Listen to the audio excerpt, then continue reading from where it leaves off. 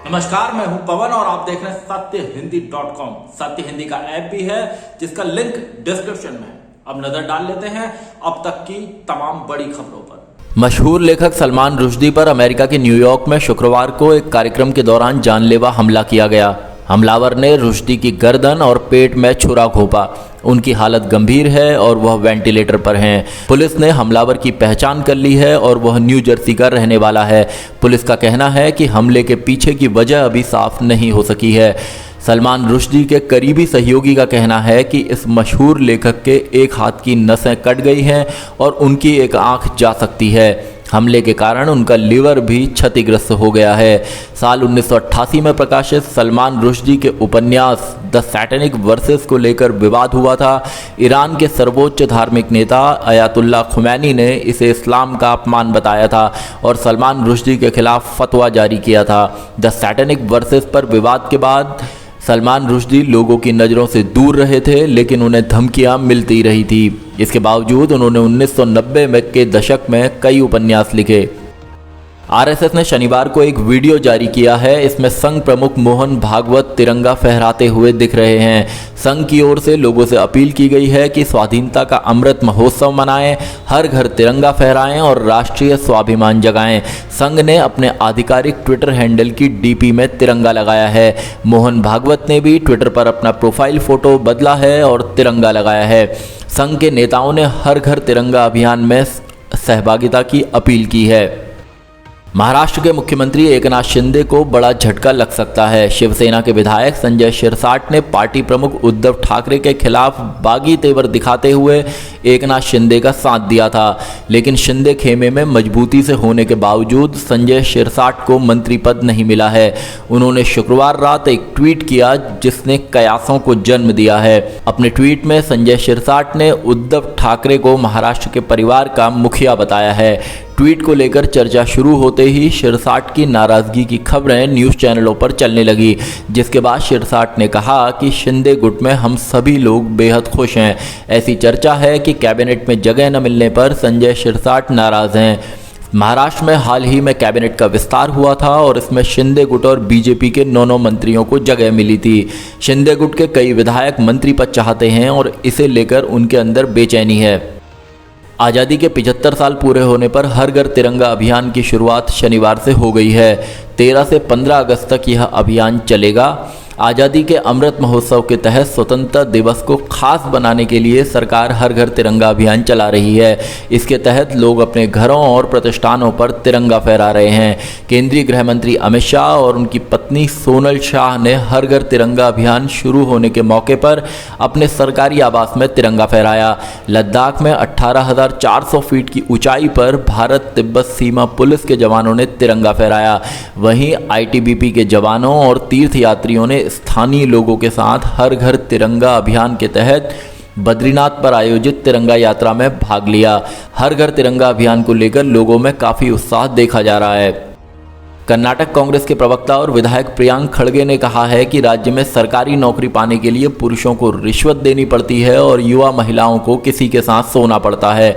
खड़गे ने भर्ती घोटालों की न्यायिक जांच या विशेष जांच दल यानी एसआईटी से जांच कराने की मांग की है। खड़गे ने आरोप लगाया कि कई सारे सरकारी पदों की भर्तियों में बड़े पैमाने पर भ्रष्टाचार हुआ है और इस भ्रष्टाचार में बीजेपी शामिल है।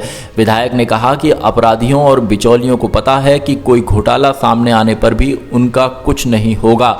उन्होंने कहा कि सरकार लगभग 3 लाख छात्रों के भविष्य के साथ खिलवाड़ कर रही है, जिन्होंने केपीटीसीएल के पदों पर आवेदन किया है। कॉमेडियन राजू श्रीवास्तव अभी भी दिल्ली के एम्स अस्पताल में जिंदगी की जंग लड़ रहे हैं। राजू श्रीवास्तव के परिवार वालों ने सोशल मीडिया के जरिए कॉमेडियन की हेल्थ अपडेट के बारे में जानकारी दी है। परिवार वालों ने बताया कि राजू श्रीवास्तव की तबीयत स्थिर है और हम उनके शीघ्र स्वस्थ होने की कामना कर रहे हैं। डॉक्टरों की टीम अपनी पूरी जिम्मेदारी के साथ उनके स्वास्थ्य का ख्याल रख रही है। डॉक्टर्स के मुताबिक कार्डियक अरेस्ट के दौरान राजू श्रीवास्तव के ब्रेन को भारी नुकसान पहुंचा है।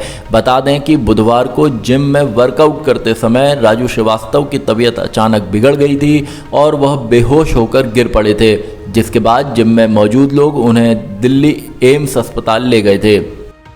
उत्तर प्रदेश एटीएस ने कहा है कि सहारनपुर से गिरफ्तार एक आतंकवादी को बीजेपी नेता नुपुर शर्मा की हत्या का काम सौंपा गया था।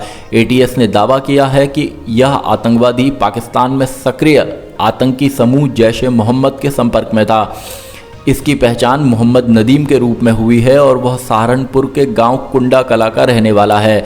बता दें कि नुपुर शर्मा के द्वारा पैगंबर मोहम्मद साहब के खिलाफ अपमानजनक टिप्पणी करने के बाद विवाद खड़ा हो गया था और इसके बाद बीजेपी ने उन्हें निलंबित कर दिया था। यूपी एटीएस को सूचना मिली थी कि सहारनपुर में जैश की विचारधारा से प्रभावित एक शख्स फिदायीन हमले की तैयारी में है। पुलिस ने कहा है कि मोहम्मद नदीम हथियारों का प्रशिक्षण लेने के लिए पाकिस्तान जाने की तैयारी में था।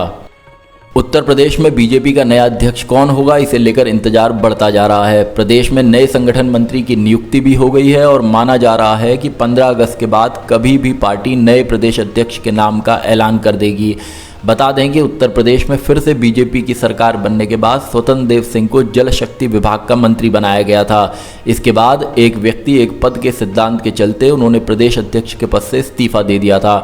बीजेपी ने नए अध्यक्ष के नाम के लिए लंबा मंथन किया है। वह दलित, ओबीसी या सवर्ण समुदाय में से किस समुदाय को तरजीह देगी और उसके किस नेता को इस पद पर नियुक्त करेगी, इसके लिए बीते महीनों में बैठकों से लेकर चर्चा तक हो चुकी है। प्रदेश अध्यक्ष पद के लिए जिन नेताओं के नाम सामने हैं उनमें पूर्व उप मुख्यमंत्री दिनेश शर्मा, पूर्व कैबिनेट मंत्री श्रीकांत शर्मा, केंद्रीय मंत्री बीएल वर्मा, संजीव बालियान, सांसद सुब्रत पाठक आदि के नाम चर्चा में हैं। बिहार में एक बार फिर जहरीली शराब पीने से लोगों की मौत हुई है। यह मौतें छपरा जिले में हुई हैं। कुछ दिन पहले ही सारण जिले के मकेर थाना क्षेत्र के भाथा गांव में भी 13 लोगों की मौत हुई थी। बिहार में जहरीली शराब से मौतें होना इसलिए बेहद गंभीर है क्योंकि राज्य में शराबबंदी लागू है।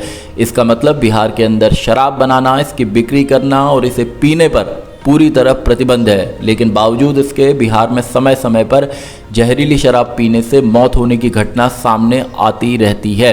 इस साल होली में बिहार के कई जिलों में जहरीली शराब पीने से 32 लोगों की मौत हो गई थी। इनमें भागलपुर में 16, बांका में 12, मधेपुरा में 3 और एक शख्स की मौत नालंदा में हुई थी। अब तक की खबरों में इतना ही। बाकी खबरों के लिए बने रहिए सत्य हिंदी के साथ।